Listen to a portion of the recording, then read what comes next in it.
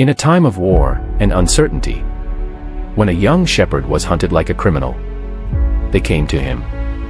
Not the noble, not the strong, but the broken, the rejected, the desperate. But in the hands of destiny, they became warriors. These were the mighty men. Men who fought alone and stood their ground when others fled. Men whose courage turned battles, and whose loyalty could not be broken.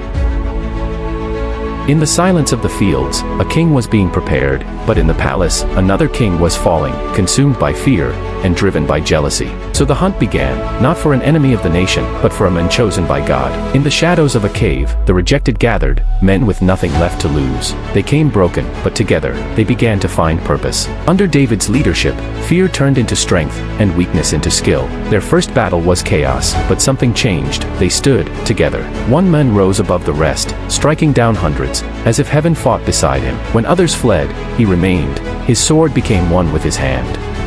In a field others abandoned, one man stood his ground, and turned fear into victory. Under the open sky, warriors rested, but destiny never slept, and in a quiet moment, the king spoke not a command, but a longing.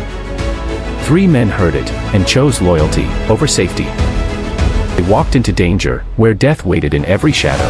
With blades drawn, they carved a path, through impossible odds. Not for glory, not for reward, but for honor. They drew the water. Wounded, exhausted, but unbroken, they returned to their king. But David saw more than water. He saw sacrifice, and poured it out to God. In silence, they understood. This was something sacred. Their names spread across the land, warriors feared in battle, and honored in history. Fugitive became king, but he never stood alone. For these were not just soldiers, they were brothers, forged in fire. Together they stood, unshaken, unbreakable, unstoppable. Their story would echo through generations, a testament of courage and loyalty. Because greatness is not built alone, it is forged in the company of the mighty.